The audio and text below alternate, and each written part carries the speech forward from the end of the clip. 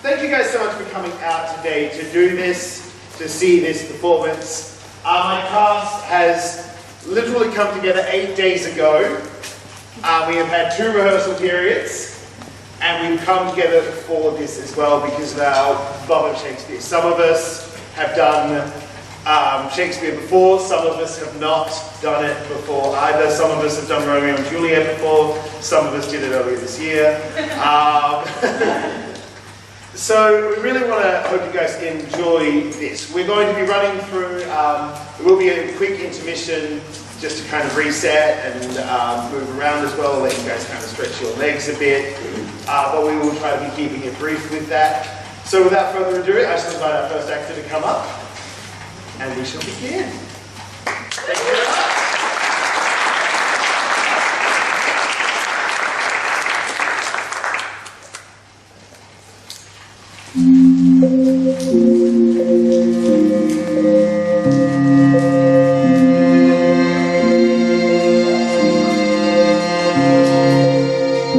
Load up on guns, bring your friends, it's fun to lose and to pretend she's overboard and self-assured. Oh no, I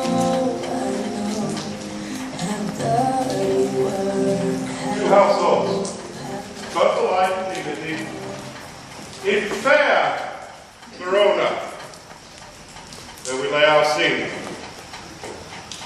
From ancient grudge breaks new mutiny, where civil blood makes civil hands unclean. From forth the fatal loins of these 2 foes, a pair of star-crossed lovers take their life. Whose misadventured, piteous overthrows do with their death bury their parents' strife. And the continuance of their parents' rage, which but their children's end naught could remove, is now the 2 hours' traffic of our stage. The which, if you with patient ears attend, what here shall miss, our toil shall strive to make. Gregory, all I were, we'll not carry coal. No, or then we should be colliers. I mean, a collier will draw. Aye, well you live, draw your neck out of the collar. I strike quickly. But thou art not quickly moved to strike. A dog in the house of Montague knows me. To move is to stir, and to be valiant is to stand. Therefore, if thou art moved, thou runnest away. A dog in the house shall move me to stand. I will take the role of any man or maid of Montague's. Me they shall fill while I am able to stand, and 'tis known I am a pretty piece of flesh. 'Tis bold thou art not fish if thou hadst. Thou hadst been poor John, draw thy tool. Here comes souls the house of the Montagues. Quarrel, I won't walk back thee. How? Turn thy back and run? No, fear me not. No, Mary, I fear thee. Let us take along our sides. Let them begin. I will frown as I pass by, and let them take it, I say this. Nay, as they dare, I shall bite my thumb at them, which is a disgrace on them, if they bear it.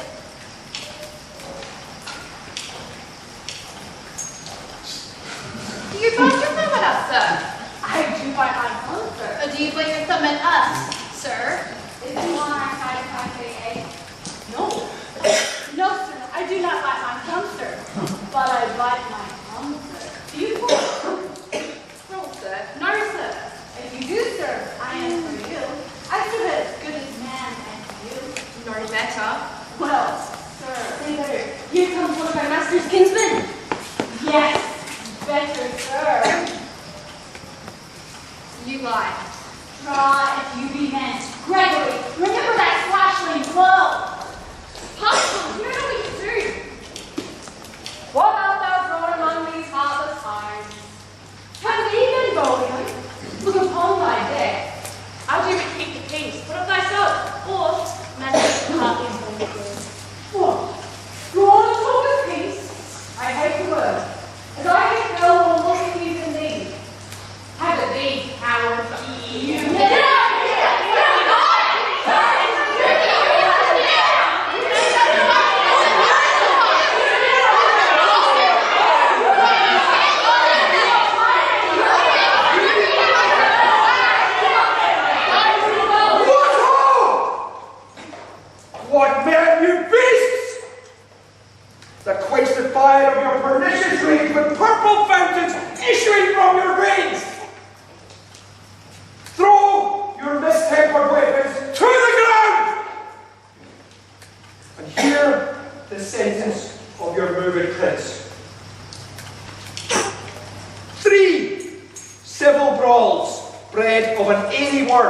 by thee, old Capulet, and Montague. And thrice disturbed the quiet of our streets, cankered with peace, to part your cankered hate. If ever you disturb our streets again, your lives shall pay the forfeit of the peace. For this time, all the rest to part away.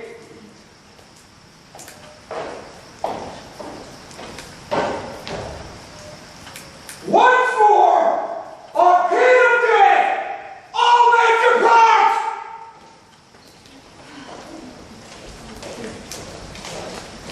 We take attention for all you approach. Nephew, tell me, speak, or you hear when it began? Here were the servants of your adversary, and yours, close fighting ere I did approach.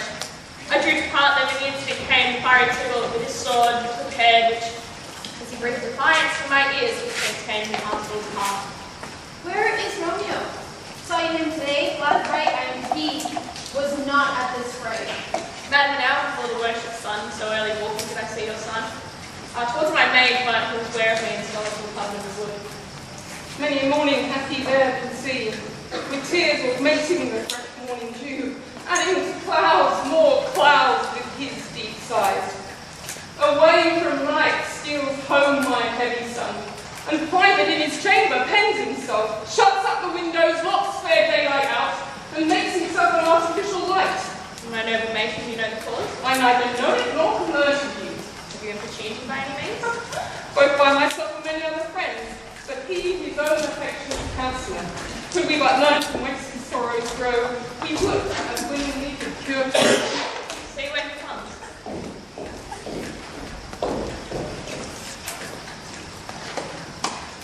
So please, you step aside. I'll know his grievance or be much denied.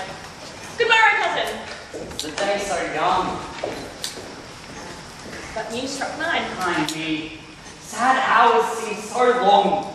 Was that my father that hence went so fast? It was. Sad as legends for no hours. Not having that which having makes them short. In love, Out. of love. Alas, that love, whose view is muffled still, should without eyes see pathways to his will. Where shall we dine? Oh me. What fray was here? Yet tell me not, for I've heard it all. Here's much to do with hate, but much more with love. This love feel I, that feel no love in this. It's now not love. No, cousin, not Good heart, and what? I thought your heart was crushing. Why, such is love's transgression.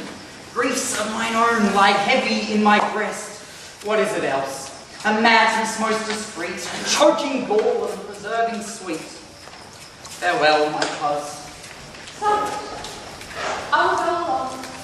And if you leave me so, you do me wrong. I've lost myself. I'm not here. This is not Romeo.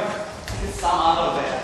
Tell me in sadness who is that you love. What, like Roman and Delby? Warren, why no? Be ruled by me, get teach of it. Oh, teach me how I should forget to think. By giving liberty unto thine eyes, examine other beauties. He that is strucken blind cannot forget the precious treasure of his eyesight lost. To show me a mistress that is passing fair, what doth the beauty deserve, but as a note where I may read who passed that passing fair. Farewell. Thou canst not teach me to forget. I'll pay that doctrine, or else die in debt. But Montague was bound as well as I. In bounty alike, and 'tis not hard, I think, for men as so old as we to keep the peace. Of honourable reckoning are you both, and pity 'tis you lived at odds so long. But now, my lord, what say you to my suit? But saying all what I said before, my child is yet a stranger in the world. Let two more sons wither in their pride, ere we may think of a luxury bride. The earth hath swallowed all my hopes, but she is the hopeful lady of my earth. But woo her, gentle Paris, get her heart.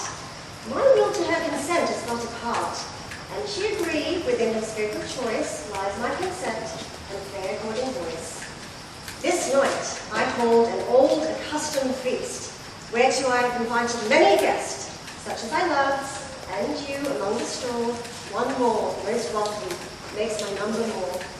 as my poor house looked to behold this night, earth-treading stars that made dark heaven light. Such comfort as do lusty young men feel. Come, go with me. Goes, right, trudge about. True fair Verona, find those persons out whose names are written there. Written there.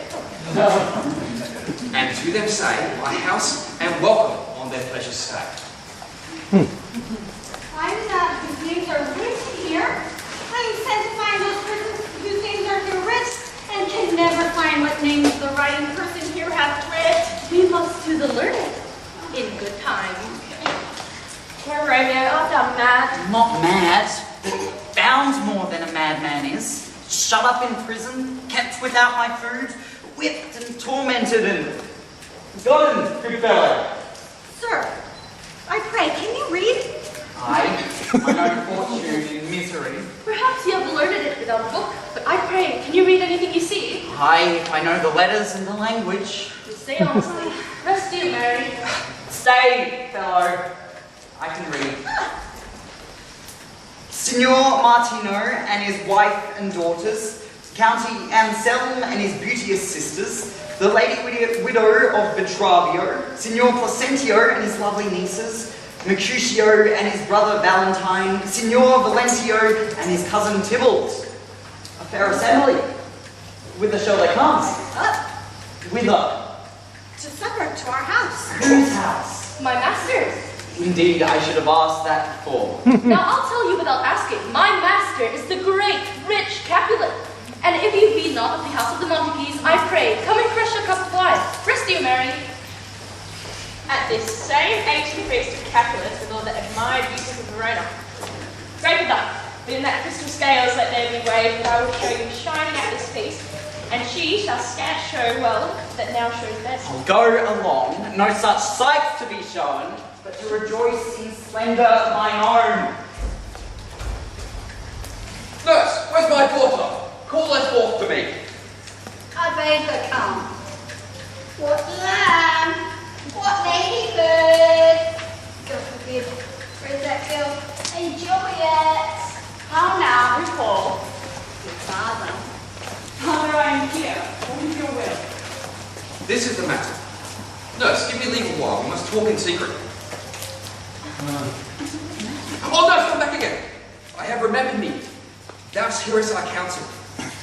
Thou knowest my daughter is of a pretty age. Faith, I can tell her age. Thou wast the prettiest babe I ever nursed. I might live to see thee married once. I have my wish. Marry. That marry is the very thing what I came to talk to you of. Tell me, Dr. Juliet, how stands your disposition to be married? It is an honour I dream not of. Well, think of marriage now. Younger than you, here in Verona, ladies of esteem, have already made mothers. Thus then, in brief, the valiant Paris seeks you for his love. A man, my lady, lady, such a man, as all the world. Mine is a man of wax. Verona's summer hath not such a flower. He is a flower indeed. What say you? Can you love the gentleman? This night, you shall behold him at our feast. Read o'er the volume of Paris's face. Find the light written there in his beauty's pen. Examine every married line of it, and see how one another leaves content, and what obscured of this fair volume lies, find written in the margin of his eyes. This precious book of love, this unbound lover, to beautify him only lacks a cover. So shall you share all that he doth possess, by having him making yourself no less. No less, nay, bigger women grow by men. Speak briefly. Can you like Paris love? I'll look to like, if looking like you move, but no more deep will I dart mine eye than your consent to strength to make it fly. Lord, the guests are come, supper served up. You called, my young lady asked for. I must hence to wait. I beseech you, follow straight. We follow thee. Juliet, the county stays. Oh, you happy nights and happy days. What, shall this speech be spoke for our excuse? Or shall we on without apology? We'll have no Cupid hoodwink the scar, but let them measure us by what they will. We'll measure them and measure be gone. And not for this ambling. Nay, gentle Romeo, we must have you done. Not I, believe me. You have dancing shoes with nimble soles. I have a soul of lead, so stakes me to the ground I cannot move. You are a lover. Borrow Cupid's wings and soar with them above a common bound. I cannot bound a pitch above dull woe. Under love's heavy burden do I sink. And to sink in it should you burden love. Too great an oppression for a tender thing. Is love a tender thing? It is too rough. Well, if love be rough with you, be rough with love. Prick love for pricking and you beat love down. Give me a case to put my visage in. A visor for a visor. What care I what curious eye doth quote deformities? These are the beetle brows that shall blush for me. Come, knock and enter and no sooner enter, every man be taken to his legs. I am Proverbs with grandsire phrase. I'll be a candle holder and look on. The game is ne'er so fair, and I am done. Well, done's the mouse, the constable's own word. If thou art done, we'll draw thee from the mire of this so reverend love, wherein thou stinkst up the tears. Come, good daylight, come! Nay, that's not so. I mean, sir, in delay, we waste our lights in vain, like lamps by day. Take our good meaning, for our judgment sits 5 times in that ere once in our 5 wits. We mean well in going to this mass, but 'tis no wit to go. Why, may one ask? I dreamed a dream tonight. So did I. What was yours? The dreamers often lie. In bed asleep where they do dream things true. Oh! Well, then I see Queen Mab. I'll be with you. She's the fairy's midwife. And she comes in shape no bigger than an on the forefingers of an alderman, drawn with a team of little atomies. Her wagon spokes made of long spider's legs, her whip of cricket bone, the lash of film. Her wagon, a small grey-coated gnat, not so big as a roundel one, pricked from the lazy finger of the maid. Her chariot is an empty hazelnut, made by the joiner squirrel or old grub, time out mine the fairy's coachmakers. And in this state, she gallops night by night through lovers' brains, and then they dream of love. Or courtiers' knees that dream on fancy straight, or lawyers' fingers who straight on dream of fees, or ladies' lips who straight on kisses dream, which off the angry man with blisters plagues because their breaths with sweetmeats tainted are. Sometimes she gallops o'er a courtier's nose, and then dreams he of smelling out a suit.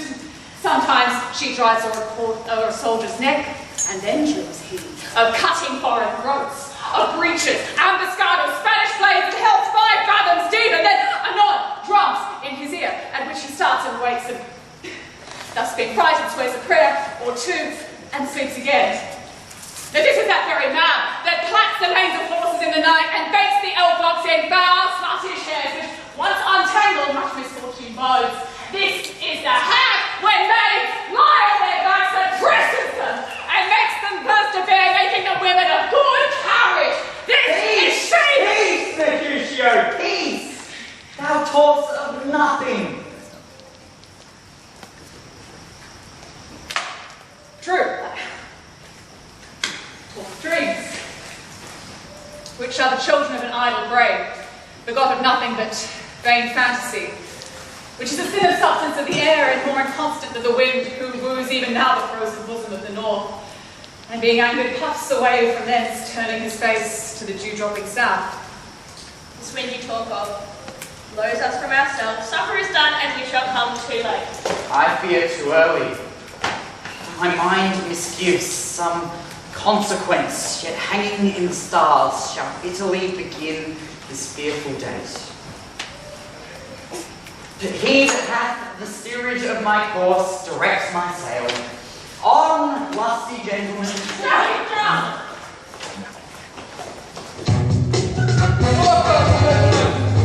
I have seen today that I have won the prize to tell a whispering tale of fair ladies' here. You're welcome, gentlemen. Come, musicians play. Give room. And foot it, girls. All right, Lucy, and tear the tables up, and go to the fire and bring the frozen hot. Sirrah, there's a little smoke comes round. Face it, we can't do that. You and I are past our dancing days. How long is it now since last year someone and I were in Moss?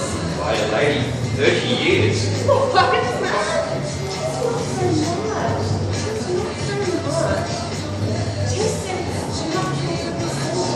Will you tell me that? His son was but a war 2 years ago. Which lady is that? She doth enrich the hand of yonder knight. I know not, sir. Oh, she doth teach the torches to burn bright. It seems she hangs upon the cheek of night. Beauty too rich for use, for earth too dear. Did my heart love till now, forswear it, sight, for I ne'er saw true beauty till this night. This, by his voice, should be a Montague.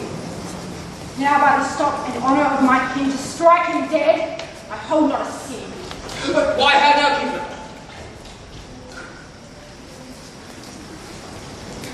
Wherefore storm you so? Uncle, this is a Montague, our foe, a villain that had hither come to spite and scorn of the solemnity of this night. Young Romeo, is it?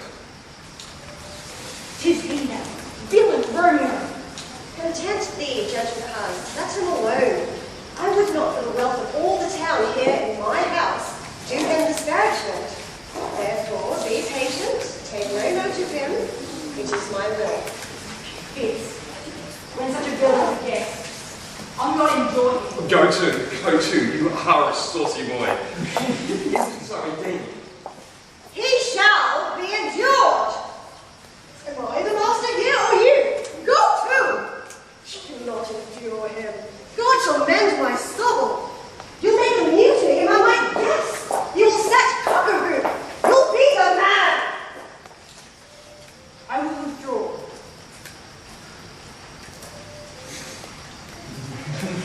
For this intrusion shall now seem as sweet, convert to bitter gall. If I profane my unworthiest hands this holy shrine, the gentle wine is this. My lips, two blushing pilgrims, ready stands to smooth that tough touch with a tender kiss. Good pilgrim, you do wrong your hand too much. Which manly devotion shows in this? For saints have hands that pilgrim hands do touch, and palm to palm is holy palmer's kiss. Have not saints lips and holy palmers too? I, pilgrim, lips that they must use in prayer. Oh, then dear saints, let lips do what hands do. They pray, grant thou, lest faith turn to despair. Saints do not move, though grant for their sake. Then move not while my prayers debt I take. Thus from my lips by yours, my sin is purged. Then have my lips the sin that they took. Sin from thy lips, oh, trespass sweetly urged. Give me my sin again. Madam, your mother craves a word with you. What is her mother? Married bachelor. Her mother is the lady of the house. Is she a Capulet? Oh, dear account.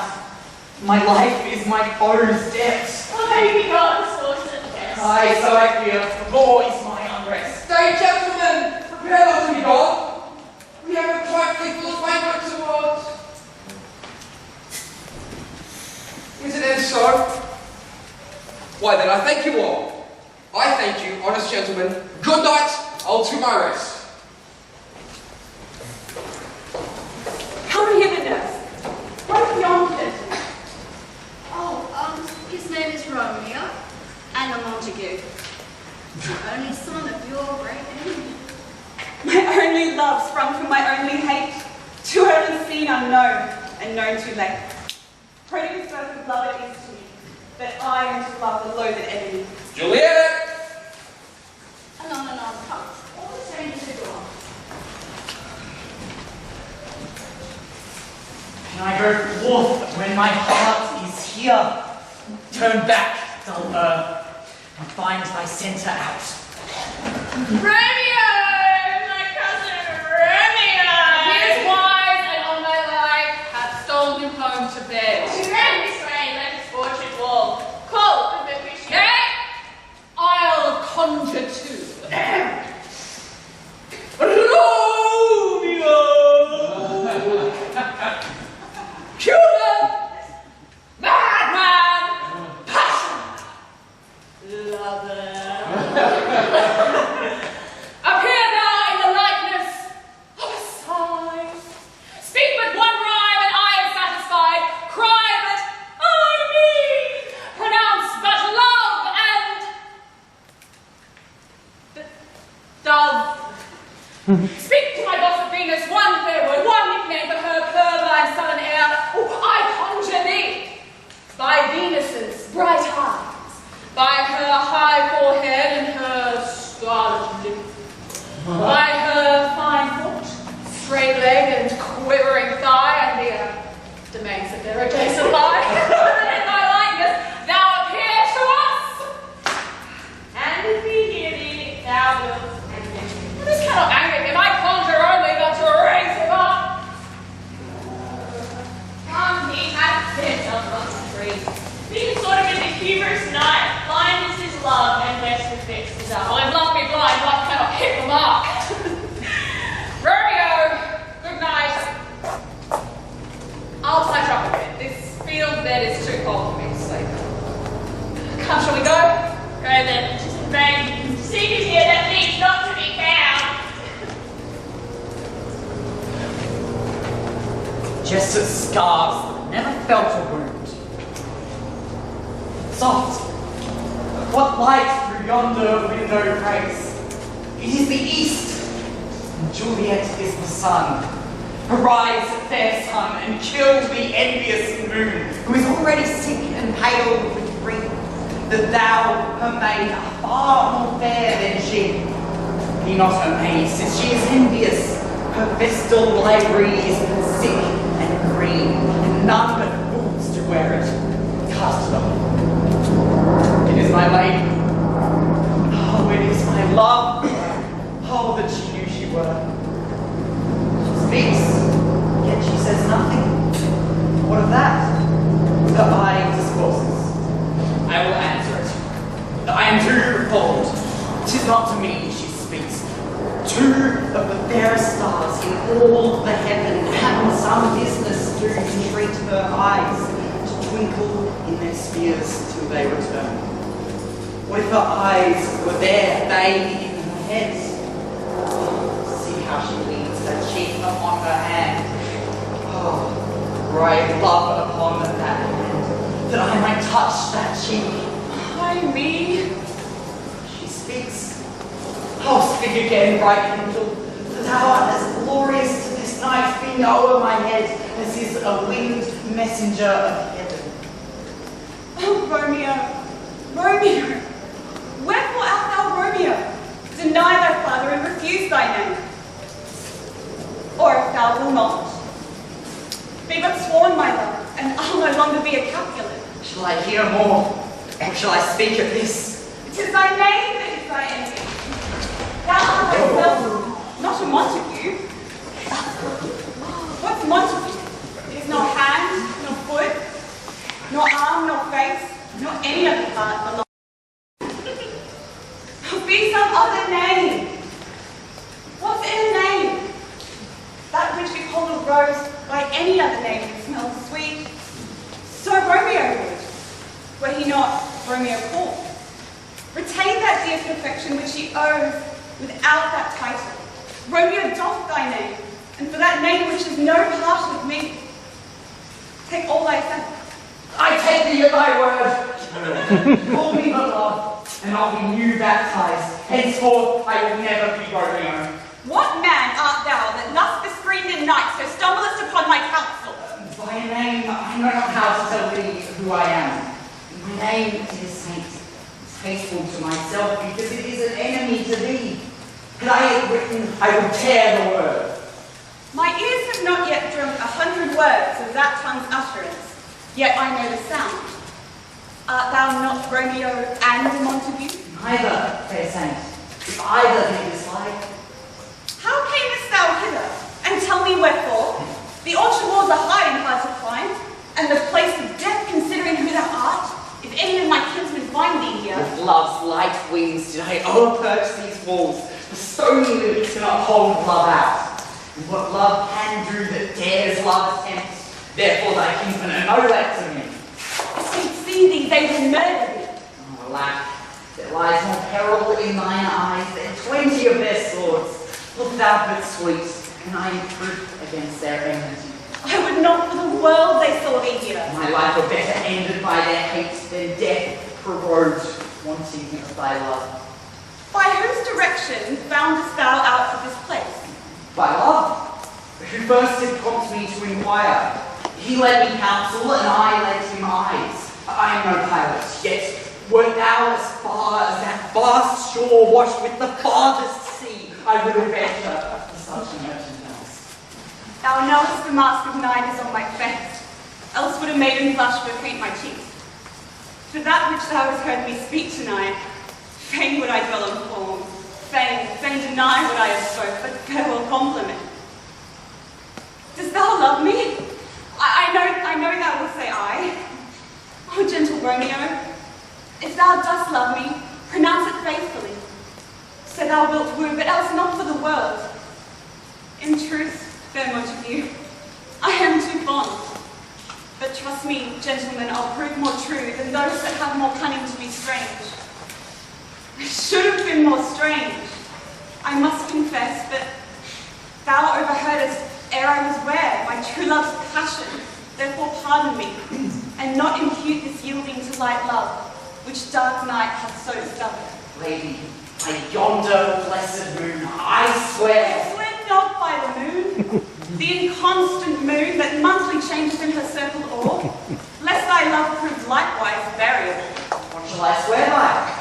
Do not swear at all, or, if thou wilt, swear by thy gracious self, which is the God of mildarity, and all believe thee. If my heart's dear love. Well, do not swear. Although I joy in thee, I have no joy in this contract tonight. It is too rash, too unadvised, too sudden.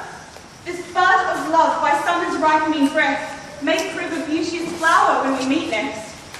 Good night, a sweet repose and rest. Come to thy heart as within my breast. Oh, would thou leave me so unsatisfied? What satisfaction canst thou have tonight? The exchange of thy lost faithful vow for mine. I gave thee mine before thou did request it, and yet I would it were give it again. Madam! I hear some noise within. Dear love Jew, anon, good nurse. Sweet Montague, be true. 3 words, dear Romeo, and good night indeed. If thy gentle love be honourable, thy proposed marriage, send me word tomorrow, by one that I'll procure to come to thee, where and what time thou wilt perform the rite, and all of my fortunes at thy foot I'll lay, and follow thee, my lord, throughout the world. Madam! I come anon, but if thou meanest not well, I do beseech thee. Madam! By and by I come! 1,000 times good night, Romeo. Romeo, My dear, at what o'clock tomorrow shall I send to thee? at the hour of 9. I have forgot why I called thee back. Let me stand here till thou remember it. I shall forget to have thee still standing. And I'll still stay, have thee still forgetting any other home but this. Sweet, so would I. Good night, good night. Parting in such sweet sorrow, that I say good night till it be morrow. Sleep dwell upon thine eyes, peace in thy breast. Would I were sleep and peace so to rest. Hence will I to my ghostly father's cell, his help to crave, and my dear hap to tell.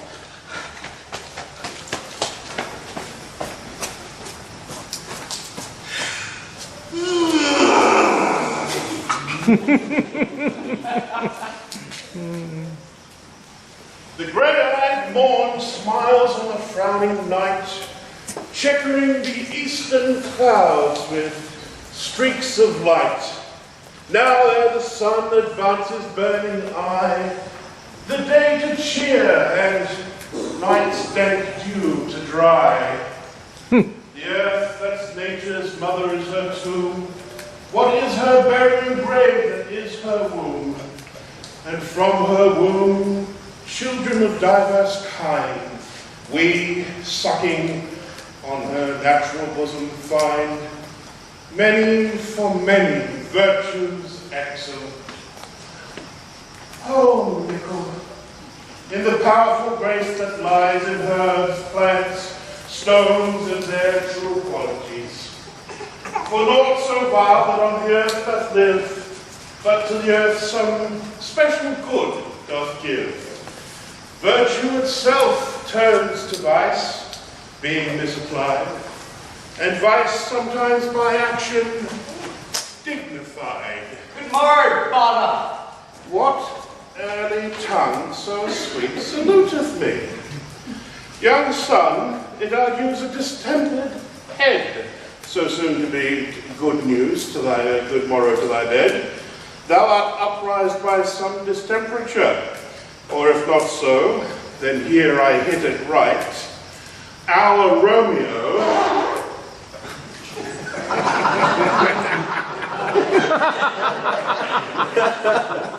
I've not been in bed tonight. Last is true. A sweeter rest was mine. That's my good son, but where hast thou been then? I'll tell thee, ere thou ask me it again. I have been feasting with mine enemy, where, on a sudden, one hath wounded me. That's by me wounded. Both our remedies lie within thy help, and thy holy physic lies. Be plain, good son, and holy in thy drift. Riddling confession finds but riddling shrift. Then plainly know my heart's dear love is set on the fair daughter of rich Capulet. As mine on hers, so hers is set on mine, and all combined, save what thou must combine, by holy marriage. When and where and how. We met, we wooed, and made exchange of vow. I'll tell thee as we pass, but this I pray, that thou consent to marry us today. Holy St. Francis, what a change is here! Young men's love then lies not truly in their hearts, but in their eyes. Jesus Maria, what a deal of brine, how much salt water thrown away in waste, to season love that of it doth not take. I pray thee, chide not. She whom I love now doth grace for grace and love for love allow. The other did not so. Oh, she knew well. Thy love did read by rote and could not spell. In one respect, I'll thy assistant be. For this alliance may so happy prove to turn your household's rancor to pure love. Oh, let us hence. I stand on sudden haste. Wisely and slow. They stumble that run fast.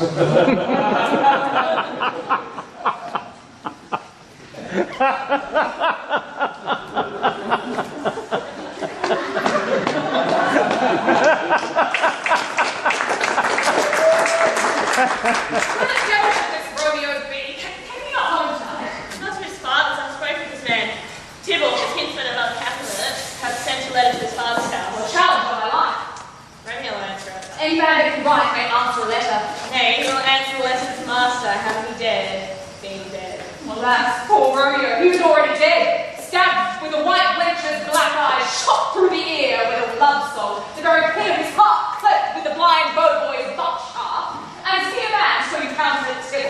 Why, what is Tybalt? Well, more than a prince of cats, I can tell you. Oh, he is the courageous captain of Romance. No. He fights as you sing Crick's song, or keeps time, distance, and proportion, resting his men breast once, two, and a third yoke.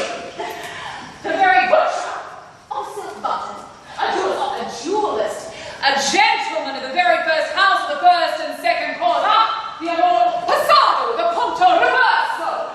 Why, it is not a lamentable thing, grandsire, that we should be thus afflicted with these strange lies, these fashion mongers, these amis.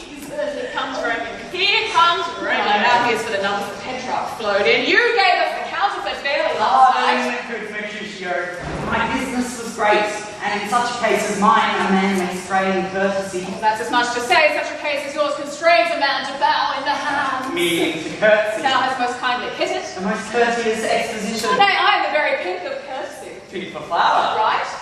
Why, then my tongue is well flowered. Then follow me in this step till thou hast worn out thy tongue.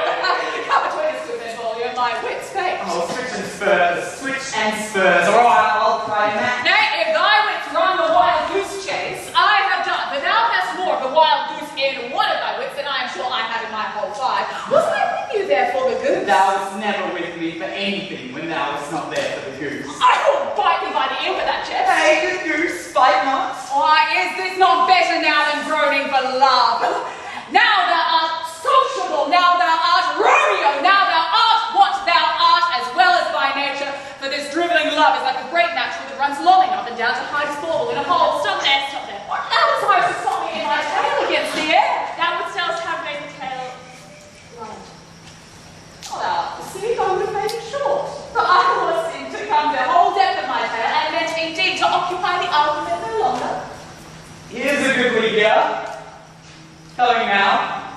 At any moment, good nurse.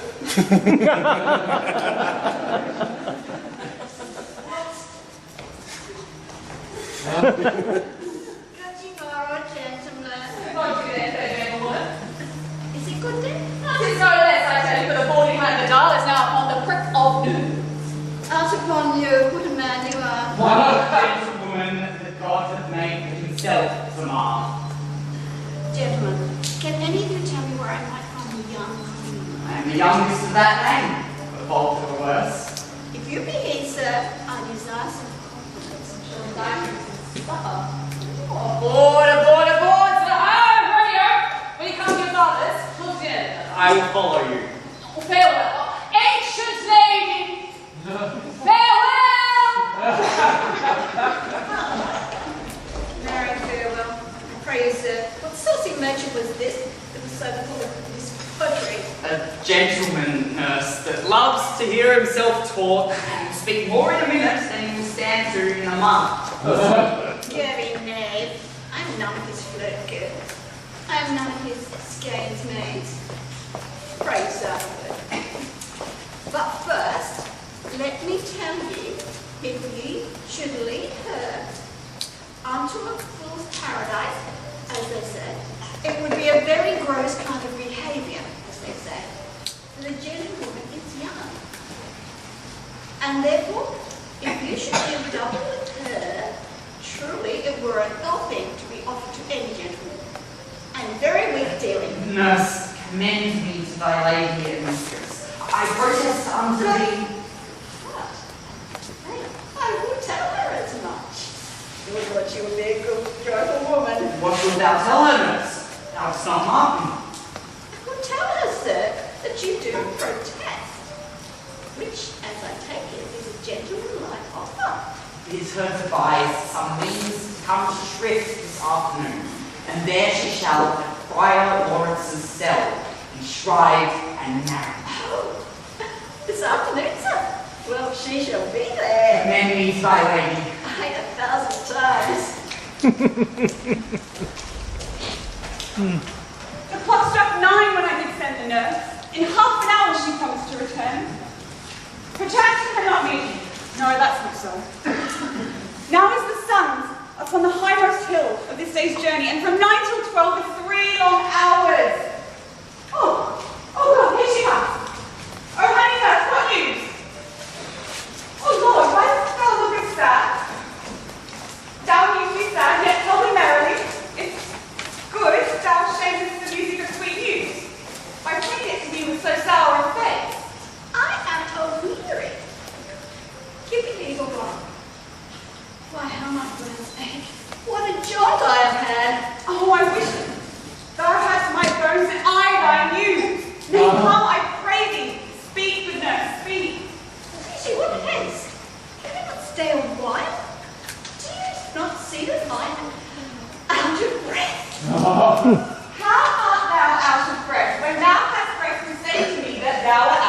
The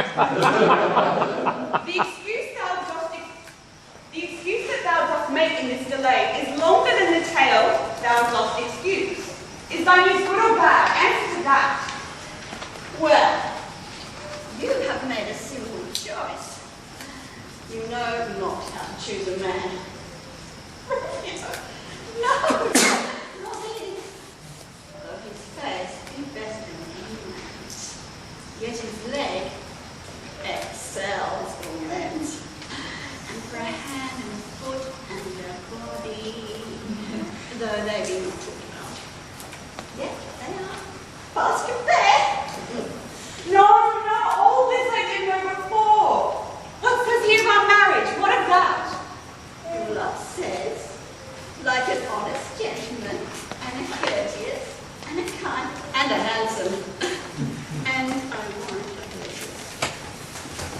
Where's your mother? Where is my mother? She is within. Where should she be? How oddly thou repliest. Your love says like an honest gentleman. Where is your mother? Have you got leave to go to shrift today? I have. Then, tie your hands to Friar Lawrence. There stays a husband to make you a wife. Go, after dinner. Tie you to the south.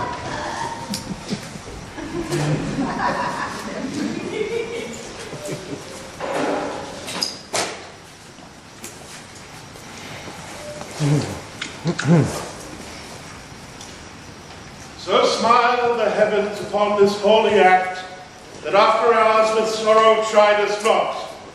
These violent delights have violent ends, and in their triumph die like fire and powder, which as they kiss consume. The sweetest honey is loathsome in his own deliciousness, and in the taste confounds the appetite. Therefore, love moderately. Long love doth so. Too swift arrives as tardy as too slow. Good evening to my ghostly confessor. Romeo shall thank thee, daughter, for us both.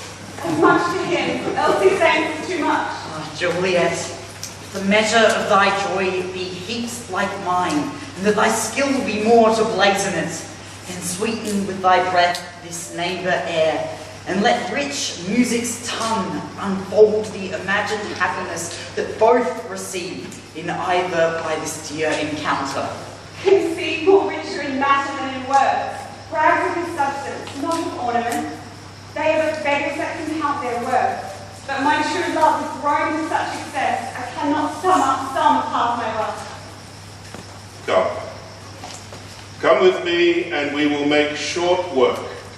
For by your leaves you shall not stay alone, till Holy Church incorporate two in one.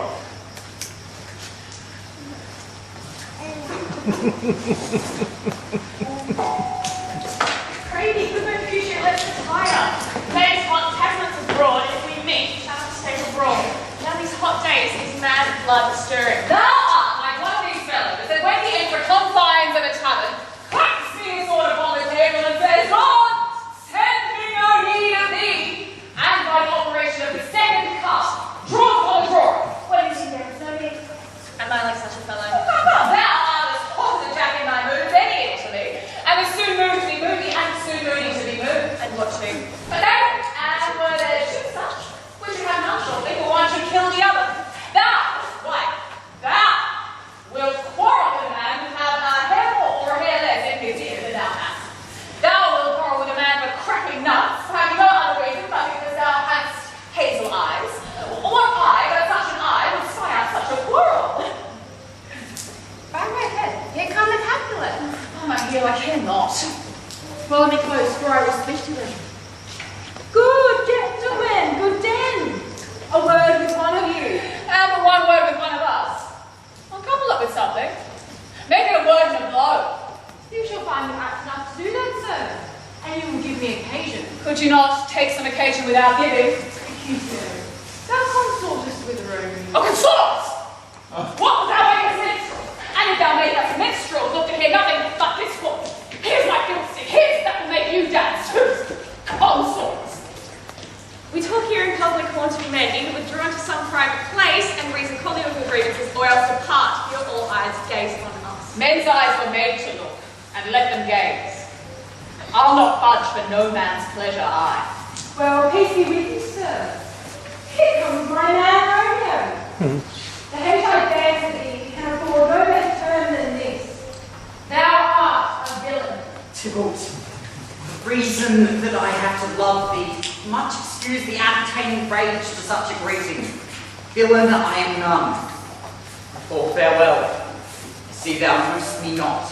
Or you shall excuse the injury that thou hast done me.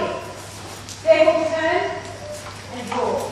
Do protest I never injured thee, but love thee better than thou canst devise, till thou shalt know the reason of my love. And so, good Capulet, which name I tender as dearly as my own. Be satisfied. Calm, dishonorable, vile submission! Tybalt, you rat catcher, will you walk? What wouldst thou have with me? Oh, good king of cats, nothing but one of your 9 lives. Will you pluck your sword out of its pitcher by the ears, or make haste that mine be about your ears ere it be out? I envy you. Tybalt, Mercutio, the prince expressly hath forbidden bandying you to roam the streets. Hold, Tybalt, good Mercutio. Will you phobia, Albert? Oh, I am staying. No, 'tis not so deep in the well, nor so wide in the church. Oh, it will serve. Ask for me tomorrow, and you shall find me a brave man. They will poke your houses. A dog, a rat, a mouse, or a cat, and scratch a man to death. What the devil came in between us? I was hurt under your arm. What all for the best. Maybe some house spent bowling. I shall pay.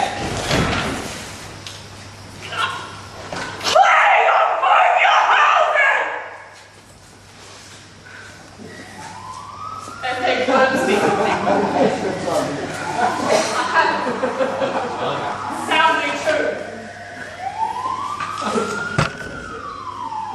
Your house. Romeo Mercutio's dead. That gallant spirit that spied the clouds to untie and scorn the earth. Alive, in triumph, and Mercutio slain. Away to heaven, respected lenity, and fire-eyed fury be my conduct now. Now, Tybalt, take the villain back again that late thou gavest me, for Mercutio's soul is but a little ways above our heads.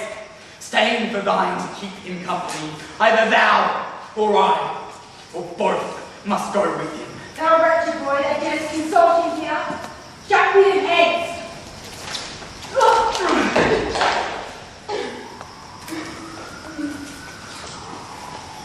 Romeo. Away, be gone! The citizens round the Tybalt slain, stand not amazed, the prince will do thee to death. If thou art taken in pets, be gone away!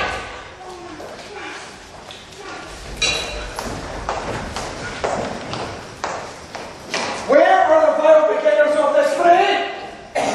Noble prince, I can discover all. The unlucky manager of this fatal brawl, there lies the man slain by young Romeo, that slew thy kinsman, brave Mercutio. My dear kinsman! Prince, as thou art true, for blood of ours shed blood of Montague! Benvolio, who began this bloody fray? Tybalt, he has slain him Romeo's hand and slave. Romeo that spoke him fair, with gentle breath, calm looking knees, humbly bowed. Couldn't take truce with the unruly spleen of Tybalt, death to peace. But that he tilted piercing steel at bold Mercutio's breast. Head back to Tybalt, whose dexterity retorts it. Romeo, he cries aloud, hold friends, friends, part. And swifter than his tongue, his agile arm beats down their fatal points. And twixt them rushes underneath through his arms, and envious thrust from Tybalt hit the life of stout Mercutio. By and by comes back to Romeo, who had newly entertained advantage, and to it they go like lightning, for I could part to draw to Barton. The stout Tybalt slain, and as he fell, This is the truth, or let Benvolio die. He is a kinsman to the Montague. Affection makes him false. He speaks not true. I beg for justice which thou, prince, must give. Romeo slew Tybalt. Romeo must not live. Romeo slew him.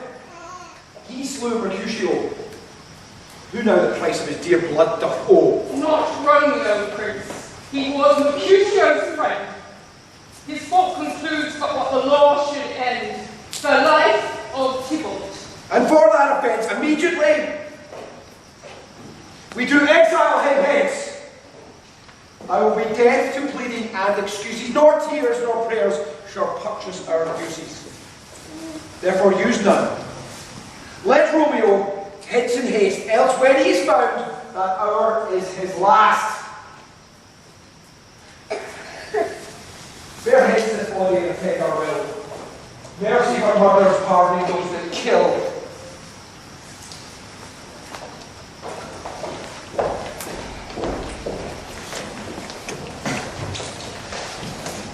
Gallop hasty, fiery footed steed, towards fearless lodging, such a wagoner as Paphion would whip you to the west, and bringing cloudy night immediately. Spread thy close curtain, love before me night, that runway's eyes may weep, and Romeo may leap into these arms, untalked of and unseen. Lovers concede to you their amorous rights by their own beauties, or, if love be blind, best agrees with night. Come, little night, come, lovely, black-browed night. Give me my Romeo. So tedious is this day, as is the night before some festival to an impatient child that hath new robes and may not wear them. Oh, here comes my nurse, and she brings news. And every tongue that speaks but Romeo's name speaks only eloquent. Now, nurse, what news? Why is souring thy hand? Oh, well, Dick. He's dead. He's dead. He's dead. We are undone, lady. We are undone. Can heaven be so empty? Heaven can. Oh, heaven cannot. Oh, Romeo, Romeo. Who would have thought? Romeo. What devil art thou that thus torment me thus? This torture should be roaring in dismal hell. Hath Romeo slain himself? Say thou but I, and that bare thou eye shall poison more than a dead fountain eye of prostitute. I saw it with my eyes. Could save the mark here on his manly breast. A piteous cause, a bloody piteous cause. Break my heart! Poor bankrupt, break at once! To prison I there is upon liberty. Oh, courteous people, honest gentlemen.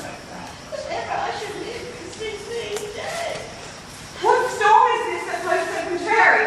Is Romeo slaughtered? Is Tybalt dead? My dear loved cousin and my dear lord? Tybalt is gone, and Romeo banished. It's Romeo that killed him. He is banished. Oh God!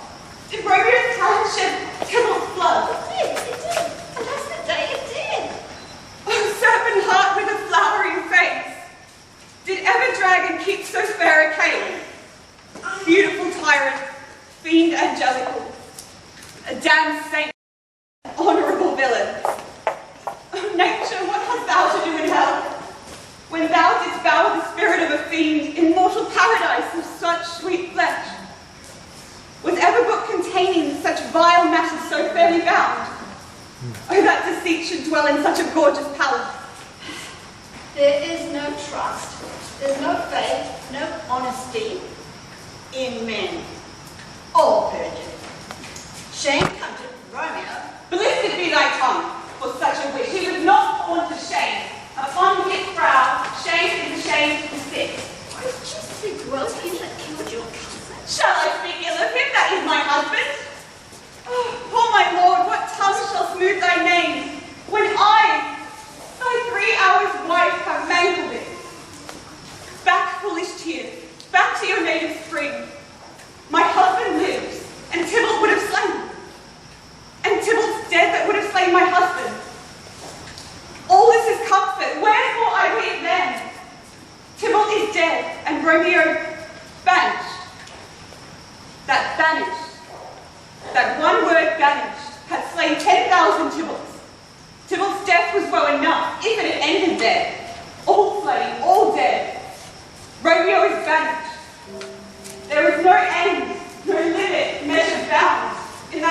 death, no words can woe that sound. Where is my father and mother now? Weeping and wailing over Tybalt's course. Will you go to them? I will bring you thither. Wash they his wounds with tears, mine shall be spent, when theirs are dry for Romeo's banishment. Take up this cord, poor ropes, you are beguiled, both you and I, for Romeo is exiled. Hie to your chamber. I'll find Romeo. He is hid at Lawrence's cell. Find him, give him this ring to my true knight, and bid him from this last farewell.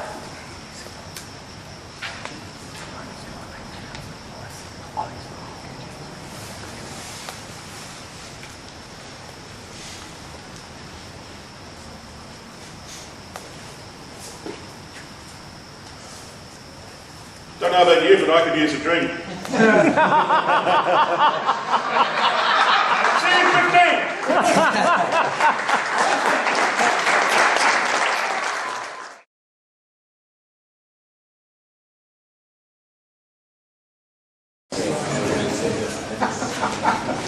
Romeo, come forth! Come forth, thou fearful man! Affliction is an anger of thy parts, and thou art wedded to calamity! Father, what news? What is the prince's doom? What less than doomsday is the prince's doom? Not bodies dead, but bodies banished. Banishment! Be merciful, say death. For exile hath more terror in his book, much more than death. Do not say banishment. Hence from the road thou art banished. For the world is broad and wide. There is no world without the Roma's walls, but purgatory, torture, hell itself. Thou cuttest my head off with a golden axe, and smilest upon the stroke that murders me. Oh, deadly sin! Oh, rude faithfulness! The fault our Lord called death, but the kind prince, taking thy part, hath rushed aside the law, and turned that black word death to banishment. That is dear mercy, and thou seest the cost. 'Tis torture, not mercy. Heaven is here, where Juliet lives, and every cat and dog and little mouse, every unworthy thing live here in heaven and may look on her. But Romeo may not. He is banished. Flies may do this, but I from this must fly. They are free men, but I am banished. And sayest thou yet of exile and not dead? Hast thou no poison mixed, no sharp brown knife, no subtle means of death, though ne'er so mean, but banished to kill me? Banished. Thou fond mad man, hear me but speak a word. Oh, thou wilt speak again of banishment. I'll off that word. Thou canst not speak of that thou dost not feel. Wert thou as young as I, Juliet, thy love, an hour but married, Tybalt murdered, doting like me and like me banished, then mightest thou speak, then mightest thou tear thy hair and fall upon the ground as I do now, taking the measure of an unmade grave. Arise. One knocks. Romeo, hide thyself. Hark how they knock. Who's there? Romeo, arise. Thou wilt be taken. Stay a while. Stand up. Who knocks so hard? Whence come you? What's your will? Let me come in and you shall know my errand. I come from Lady Juliet. Oh, Holy Friar, oh, tell me, Holy Friar, where is my little lady's lord? Where is Romeo? There on the ground. No tears may drop. For Juliet's sake, for her sake, rise up and stand. Thou, Juliet, how is it with her? Does she not think me an old murderer? Now I have stained the childhood of our joy with blood removed but little from her own. Where is she? And how doth she? And what says my concealed lady to our paths with love? Oh, she says nothing so but weeps and weeps, and now falls on her bed, and then steps up, and Tybalt! She cries, and then Romeo! Cries, and then down falls again. Tell me, friar, tell me, in what vile part of this anatomy doth my name lodge? Tell me that I may sack the hateful mansion. Hold thy desperate hand. Ow. Art thou a man? Thou hast amazed me. By my holy order, I thought thy disposition better tempered. Hast thou slain Tybalt? Wilt thou slay thyself, and slay thy lady too that lives in thee, by doing damned hate upon thyself? Why rarest thou on thy birth, the heaven and earth? What roused thee, man? Thy Juliet is alive. Go, get thee to thy love, as was decreed. Ascend her chamber, hence and comfort her. But look, thou stay not till the watch be set, for then thou canst not pass to Mantua, where thou shalt live, till we can find a time to blaze your marriage, reconcile your friends, beg pardon of the prince, and call thee back with 1,000 times more joy than thou wentst forth in lamentation. Go before, nurse, commend me to thy lady, and bid her hasten all the house to bed, which heavy sorrow makes them act unto. Romeo is coming. Oh, my lord, I'll tell my lady you will come. Gil. Oh well, my comfort is revived by this. Go thence. Good night. Sojourn in Mantua. I'll find out your man. Give me thy hand. 'Tis late. Farewell. Good night.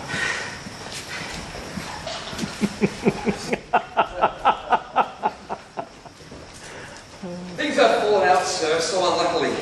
We've had no time to move our daughter. Look, she loved her kinsman Tybalt dearly. And so did I.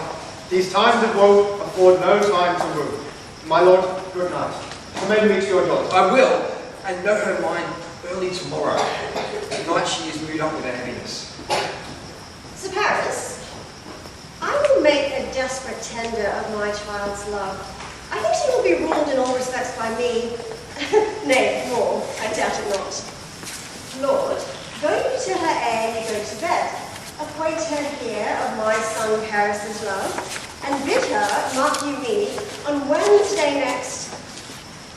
Sorry, what day is this? Monday, madam. Monday? Oh, Wednesday's too soon. Thursday. Happy Thursday.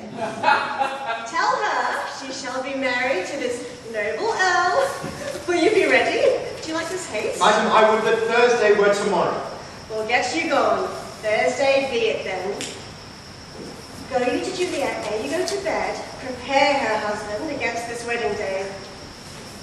For me, it is so very, very late that we may call it early by and by. Will thou be gone? It is not yet near day. It was the nightingale, not the love, that pierced the beautiful hollow of thine ear. Night you should see in such an pomegranate tree. Believe me, love, it was the nightingale. No, it was the lark, the herald of the morn, no nightingale. Look, love, night's candles are burnt out, and Yoken day stands tiptoe on the misty mountain tops. I must be gone and live, stay and die. Your sign is not daylight, I know it. It is the meteor that the sun exhales. Therefore stay here. Thou needest not be gone. Let me be taken. Let me be put to death. I am content, so thou will have it so. I have more care to say than will to go. Come, death, and welcome. Juliet wills it so. How is it, my soul? Let's talk. It is not day. It is. High heads be gone away. It is the laugh that sings so out of tune, straining harsh discords and unpleasing shafts. Oh, now be gone. More light and light it grows. More light and light, more dark and dark it grows. Mother, your lord and father is coming to your chamber. The day of frost, be wary, look about. Dead window, let the day in and let life out. Farewell, farewell. One kiss and I'm yet to send. Dost thou think that we shall ever meet again? I doubt it not. And all these worries shall serve for sweet discourses in our time to come. Oh God, I think I have an ill-divining soul. Methinks I see thee, now that thou art below, as one dead in the bottom of a tomb. Either my eyesight fails, or thou lookest pale. And trust me, love, in my eyes so do you. Dry sorrow drinks our blood. Adieu, adieu. Why, how now, Juliet? My lord, I am not well. Never more weeping for your cousin's death. What? Wilt thou wash him from your grave with his tears? Well, God, thou weepest not so much for his death, as that the villain lives which slaughtered him. What villain, my lord? That same villain Romeo. I, my lord, from the reach of these hands would none but I might venge my cousin's death. We will have vengeance for it. Fear thou not. Then weep no more. I'll send to one of Mount where the same banished renegades live. Shall give him such an unaccustomed dram that he shall soon keep him off company. And then, I hope, thou wilt be satisfied. Father, if you could find out a man to bear the poison, I would temper it, that Romeo should, upon receipt thereof, soon sleep in quiet. Find thou the means, and I'll find such a man. But now I'll tell thee of joyful tidings, girl. And joy comes at such a needy time. What are they, I beseech your lordship? Marry, my child. Early next Thursday morn, the gallant, young, and noble gentleman, the County Paris, and St. Peter's Church, shall happily make thee a joyful bride. Now, by St. Peter's Church and Peter too, he shall not make me there a joyful bride. I wonder at this haste that I must wed. I pray you, tell my lady mother I will not marry you. Here comes your mother. Tell her yourself. And see how she takes your will in her hands. How now, a conduit girl? What, still in tears? Have you delivered to her our decree? Aye, wife, but she will none. She gives you thanks while I fall were married to her grave. How? Will she none? Does she not give us thanks? Not proud you have, but thankful you have. Proud I can never be of what I hate, but thankful even for hate that is meant love. How now, chop logic? What is this? Proud, and I thank you, and I thank you not, and yet not proud. Mistress Minion, you.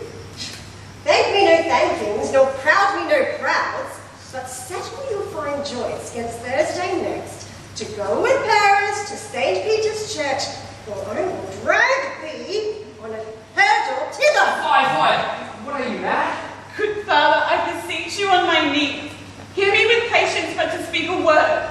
Hang thee, young baggage, disobedient wretch! I tell thee what, get thee to church on Thursday, or never after look me in the face. Speak not, reply not, do not answer me! God in heavens bless her. You are to blame, my wife, to rate her so. May not one speak? Peace, you mumbling fool! Oh, you are too hot. God's bread! Makes me mad! Day, night, hour, tide, time, work, play, alone, in company, still my care hath been to have her matched, and having now provided a gentleman of noble parentage to answer, I am not wed, I cannot love, I am too young, I pray you pardon me. But, as you are not wed, I'll pardon you. Raise where you will, you shall not house with me! Look to it. Think on it. I do not use to jest. Thursday is near. Lay hand on heart. Advise. Is there no pity sitting in these clouds that sees into the bottom of my grief? The sweet Father, cast me not away. Delay this marriage for a month, a week. Or if you do not make the bridal bed in that dim monument where Tybalt lies. Talk not to me. I'll not speak a word. Do as I will, for I have done with thee. God, nurse, how shall this be prevented? My husband is on earth and my faith in heaven. What sayest thou? Hast thou not a word of joy? Some comfort, nurse. Faith, here it is. Romeo has vanished, and all the world to nothing. I think it best you marry the captain. Oh, he's a lovely gentleman. I think you're happy in the second match. Speakest thou from thy heart? From my soul, too. Well, thou hast comforted me marvellous much. Go in, tell my lady I am gone, having displeased my father to Lawrence the cell, to make confession and to be absolved. Marry I will, and this is wisely done. Light and damnation! O most wicked fiend! I'll to the friar, to know his remedy. If all else fail, myself have power to die. On Thursday, sir. The time is very short. My father Capulet will have it so, and I am nothing slow to such a taste. You say you do not know the lady's mind. Uneven is the course. I like it not. Immoderately she weeps for Tybalt's death, and therefore I have little talk to her of love. For Venus smiles not in a house of tears. Now, sir, her father counts it dangerous that she doth give her sorrow so much sway, and in his wisdom hastes our marriage to stop the inundation of her tears. Now do you know the reason for this haste? I would I knew not why it should be slowed. Look, sir. Here comes the lady towards my cell. Happily met, my lady and my wife. That may be, sir, when I may be a wife. That may be, must be, love, on Thursday next. What must be shall be. That's a certain text. I want you to make confession to this father. To answer that, I should confess to you. Do not deny to him that you love me. I will confess to you that I love him. Poor soul, thy face is much abused with tears. The tears have got a small victory by that, for it was bad enough before there's fight. Thy face is mine, and thou hast slandered it. It may be so, for it is not mine own. Are you at leisure, Holy Father, or shall I come see you at evening mass? My leisure serves me, penitent daughter, now. My lord, we must entreat the time alone. God shield I should disturb devotion.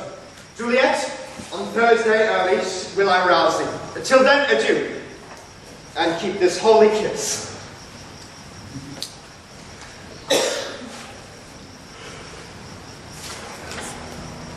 Oh, shut that door!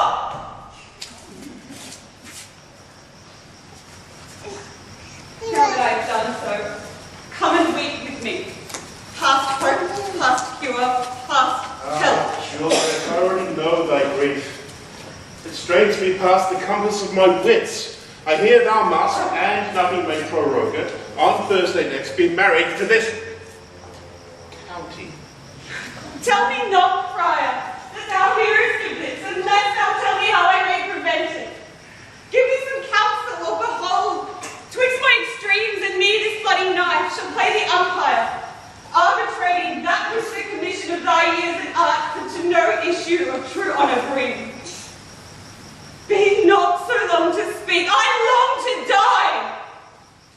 If what thou speakest, speak not of remedy. Oh, Lord. I do spy a kind of hope, which craves a desperate execution, that is desperate, which we would prevent. If, rather than marry County Paris, thou hast the strength of will to slay thyself, then is it likely thou wilt undertake a thing like death to chide away this shame? Bid me leave rather than marry Paris, and I will do it without fear or doubt, to live an unstained wife to my sweet love. Hold then. Go home. Be married. Give consent to marry Paris. Wednesday is tomorrow. Tomorrow night, look that thou lie alone. Let not thy nurse lie with thee in thy chamber. Take thou its fire. Being then in bed, and this distilled liquor, drink thou off. When presently through all thy veins shall run a cold and drowsy humour, no pulse, no warmth, no breath shall testify thou livest. Shall stiff and stark and cold appear like death. And in this borrowed likeness of shrunk death, thou shalt continue 42 hours, and then awake, as from a pleasant sleep. Now, when the bridegroom in the morning comes to rise thee from thy bed, there art thou, dead. Thou shalt be born to that same ancient vault where all the kindred of the Capulets lie. In the meantime, against thou shalt wake, shall Romeo by my letters know our drift. And hither shall he come, and that very night shall Romeo bear thee hence to Mantua. And this shall free thee from thy present shame. Give me, tell me not to fear.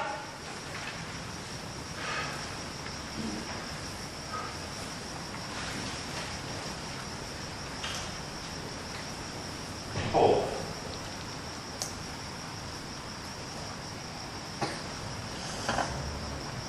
Get thee gone. Be strong and prosperous to this resolve. I'll send a friar with speed to Mantua with my letters to thy lord. Lord, give me strength, and strength shall help afford. Farewell, dear father.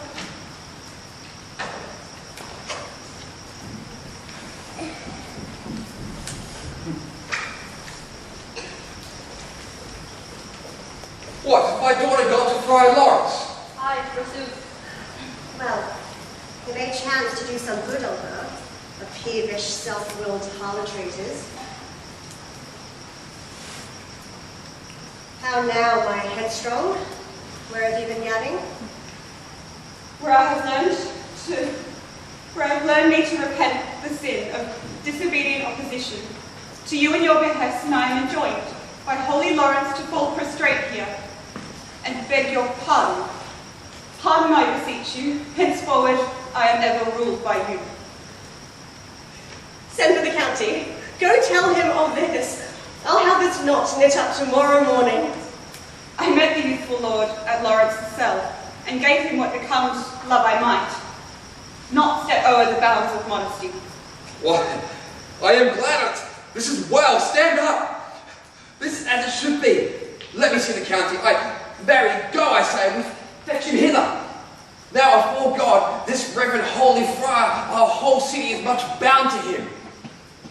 Nurse, you are going to be into my closet to help me put out such needful ornaments as you see fit to furnish me tomorrow. No, not till Thursday. There is time enough. Go, nurse, go with her. We'll to church tomorrow. I pray thee, leave me to myself tonight. And let the nurse this night sit up with you, for I am sure you have your hands full with all this so sudden business. Good night. Get thee to bed and rest, for thou hast need.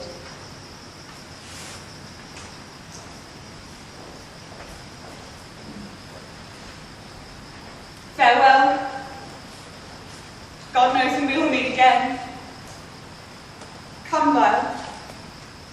What if this mixture do not work at all? Shall I be married then tomorrow morning? What if it be poison, which the friars subtly have ministered to have me dead? lest in this marriage he should be dishonoured, because he married me before Romeo. I fear it is, and yet methinks it should not. But he has still been tried a holy man. How if, when I am laid into the tomb, I wait before that time that Romeo comes to redeem me? There's a fearful point. Shall I not then be stifled in the vault, to whose foul mouth no hailstone air comes in, and there I die strangled ere comes my Romeo?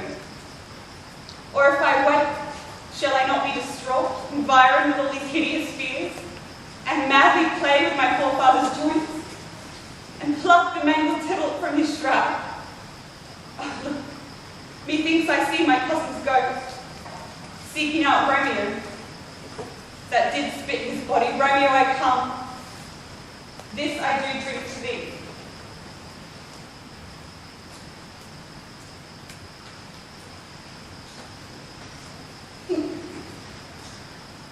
Mistress, what mistress? Juliet! Not so why, lamb! Why, lady face, slug a bit.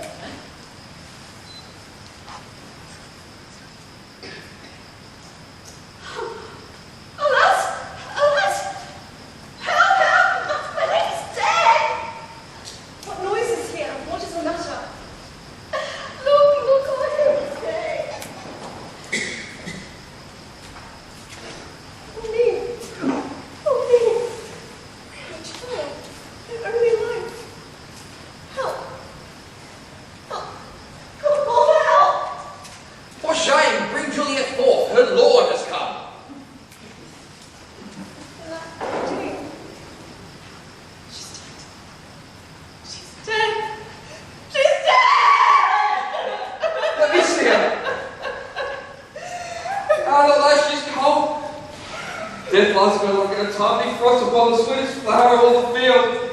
Death hath taken her hands to make me wild. Ties up my tongue and will not let me speak.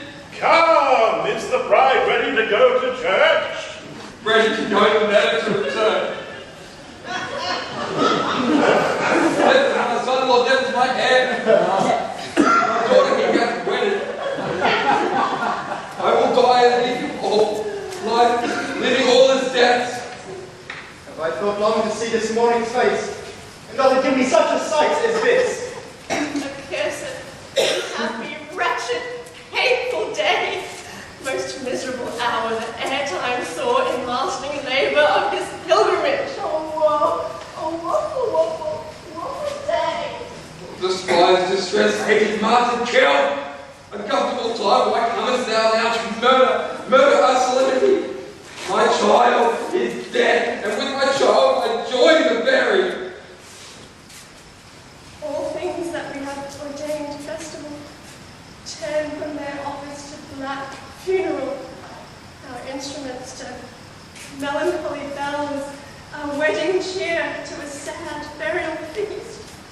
Our bridal flowers serve for a buried corpse, and all things change them to the contrary. Sir, go you in, and madam, go with him. And go, Sir Paris, everyone prepare. The heavens do lower upon you for some ill. Move them no more by crossing their high will.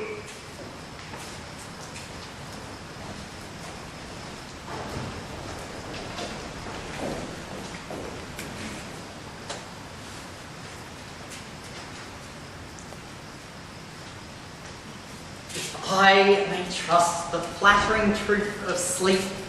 My dreams presage some joyful news at hand.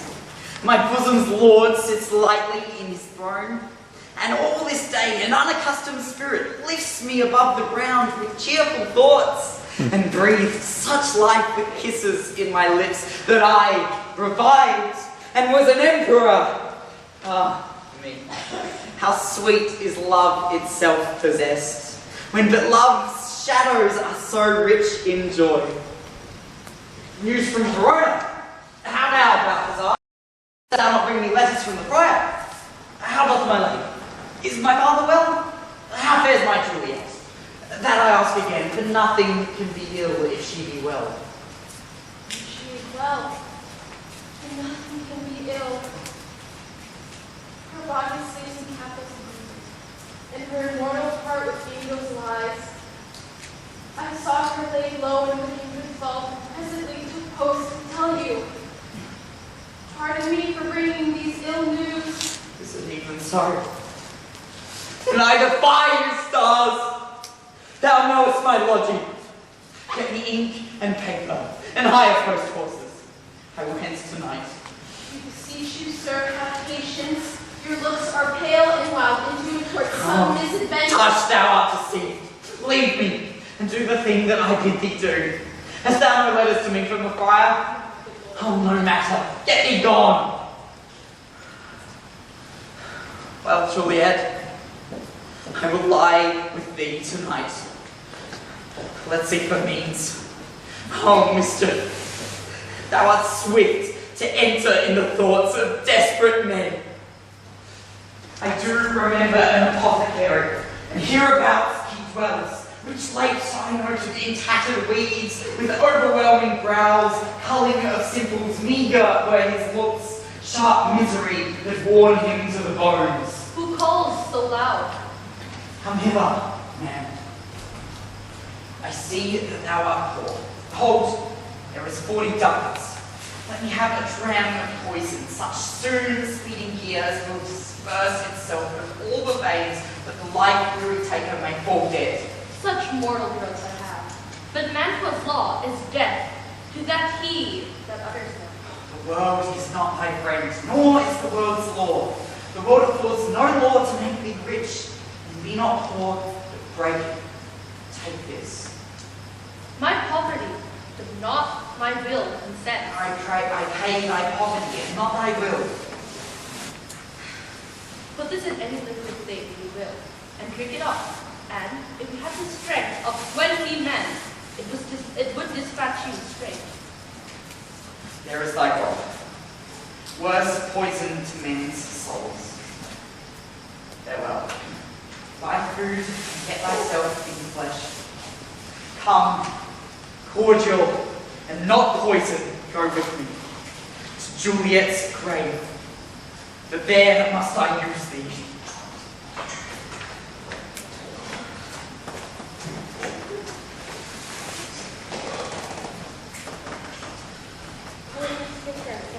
Cry her brother heard. Welcome from Mantua. What says Romeo? Who bear my letter then to Romeo? I could not send it. Here it is again.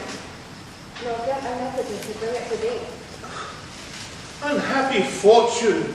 By my brotherhood, this letter was not nice, but full of charge of dear import, and the neglecting of it may do much danger. Abraham, go hence, get me an iron crow, and bring it straight unto my cell. I'll guard and bring it to thee.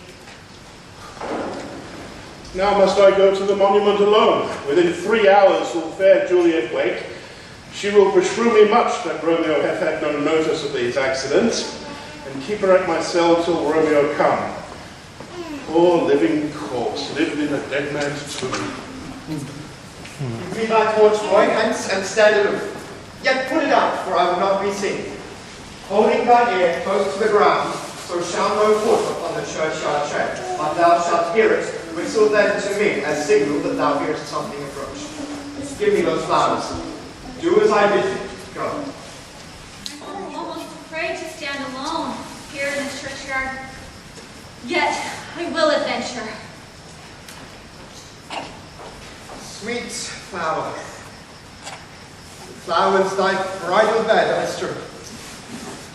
Oh, thy canopy is dust and stones, which with sweet water nightly I would do, or wanting that with tears distilled by moans.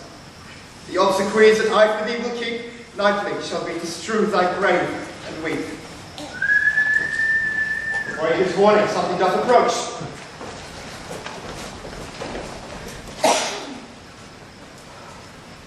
Behold, take this letter early in the morning.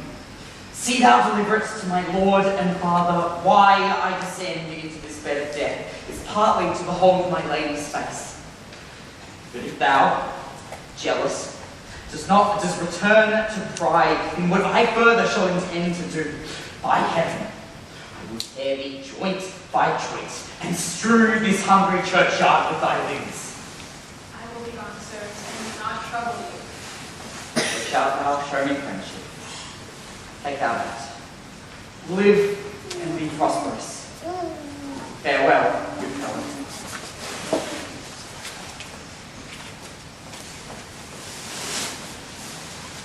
Detestable Moor, thou womb of death, gorged with the dearest morsel of the earth. Thus I enforce thy rotten jaws to open, and in despite, I'll cram thee with more food. This is that banished haunting Montague, that murdered my love's cousin, with which grief it is supposed that the fair creature died. And here is come to do some villainous shame to the dead bodies. Stop thy unhallowed toil, vile Montague. It may be pursued further than death. Good, gentle youth, tempt not a desperate man. Fly hence and leave me. Think upon these gone. By heaven, I love thee better than myself, for I come hither armed against myself. Stay not, be gone, live, and hereafter say, a madman's mercy bade thee run away. I do defy thy conjurations. Apprehend thee for a felon here. Thou provoke me. Then have at thee, boy.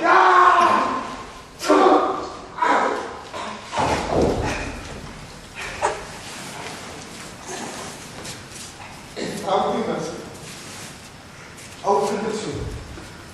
Pay me the tribute. In faith, I will. Let me burn his face. Mercutio's kinsman, noble County Paris. What said my man when my betossed soul did not attend him as we rode? I think he told me Paris should have married Juliet. Said he not so? Or did I dream it so? Or am I mad hearing him talk of Juliet to think it was so?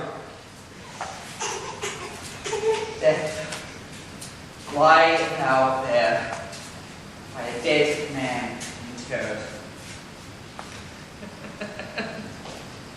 How often, when men are at the point of death, have they been married? Which their keepers call a lightning before death. Oh, my love, my wife, death that have sucked the honey from thy breath hath no power yet upon thy beauty. Thou art not conquered. Beauty's ensign yet is crimson in thy lips and in thy cheeks, and death's pale flag is not advanced there. But why art thou yet so fair? Shall I believe that unsubstantial death is amorous, and that the lean, abhorred monster keeps thee here in the dark to be his paramour? For fear of that, I will stay with thee, and never from this palace of dim light depart again. Here will I remain. Arms, take your last embrace. The doors of breath seal with a righteous kiss. Here's to my life.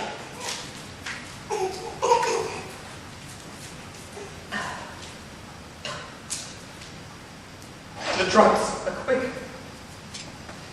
Thus, with a kiss, I die. St. Francis be my speed. How oft tonight have my old feet stumbled at graves. My master in another pot, and that my master slew him. Romeo. Alack, what blood is this which stains the stony entrance of this sepulchre? What mean these maskless and gory swords to lie dishonoured by this place of peace?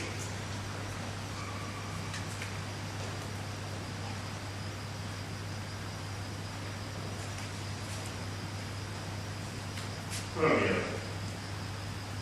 Oh, pale. Well, Paris, too, and steeped in blood. Oh, what an unkind hour I was guilty of this lamentable chance. The lady's heard.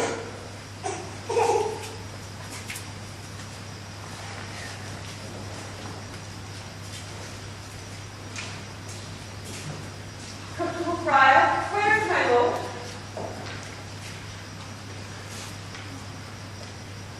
I do remember well where I should be, and here I am. Where is my Romeo? I hear some noise, lady, come from that nest of death, contagion, and unnatural sleep. A greater power than we can contradict hath thwarted our intents. Come away. Thy husband in thy bosom, there lies dead, and Paris too. Stay not to question, for the watch is coming. Come, go, good Juliet. We dare no longer stay. Go, get me hence, for I will not away!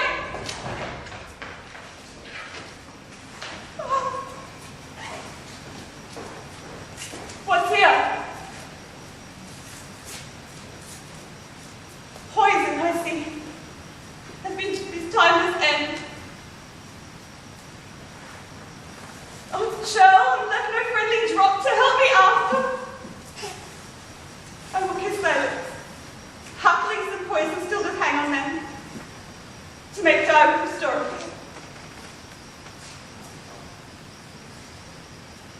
I'm so warm.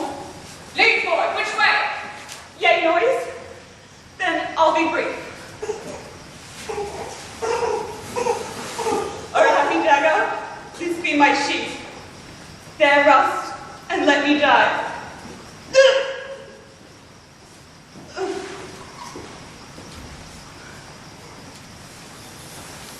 This is the place, there, where the torch stood firm. The ground is bloody.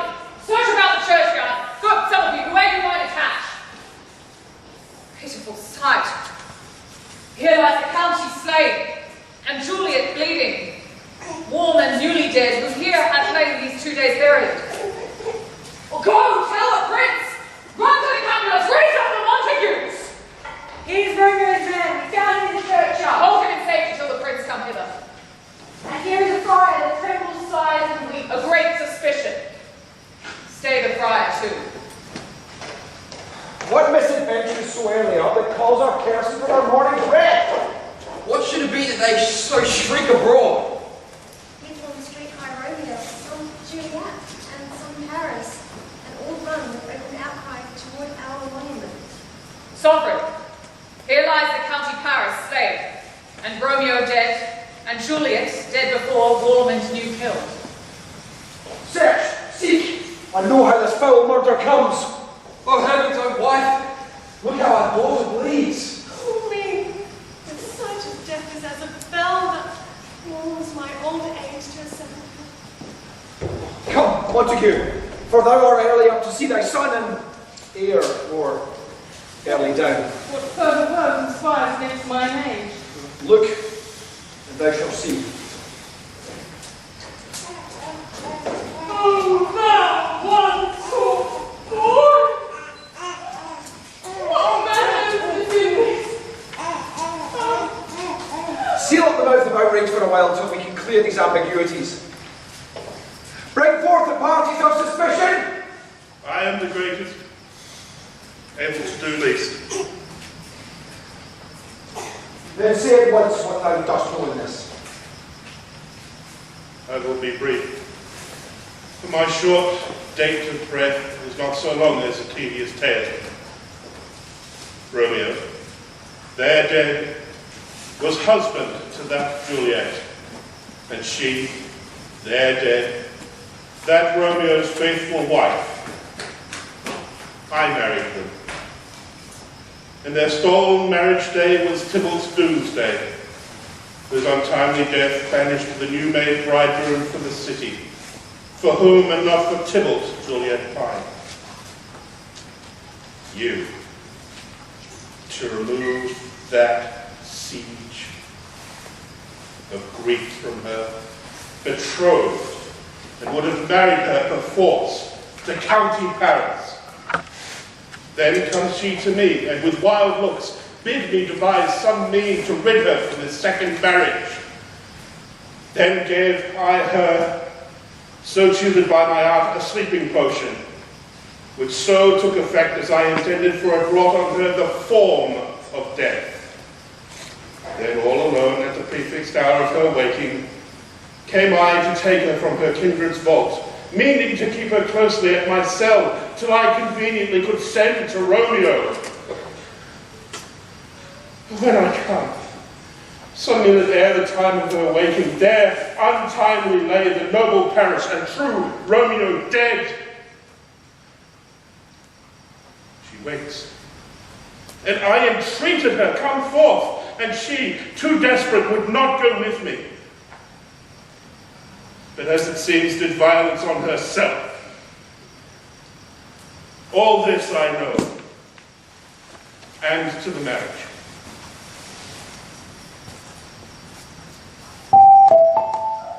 We still have no need for a holy man.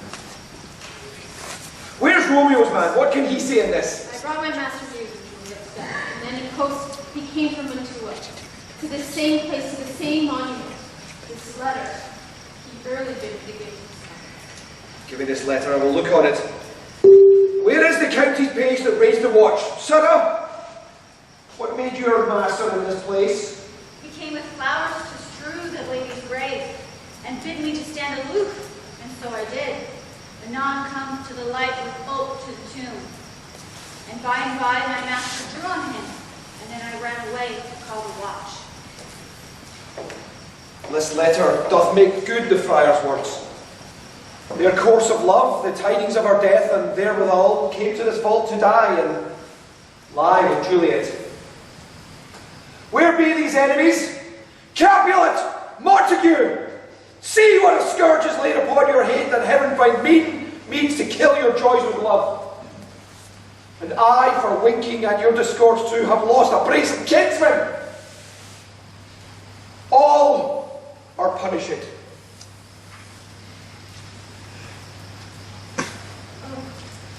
Sister Montague, give me thy hand. This is my daughter's jointure, for no more can I demand.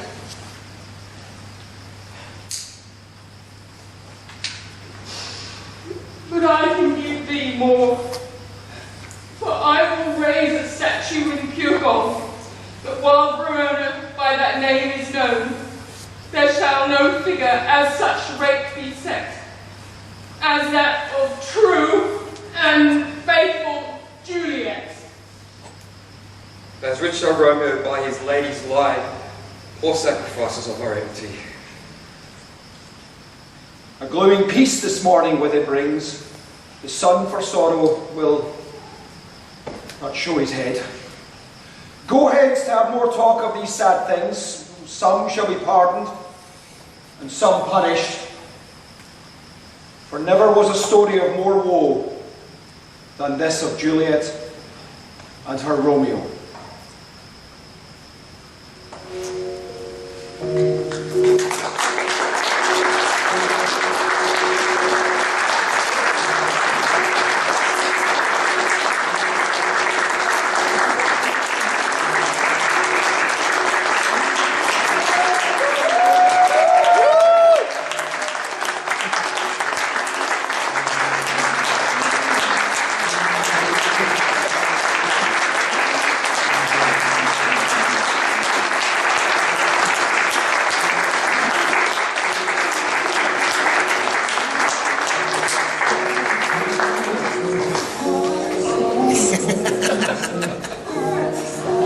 The most my favorite one. It's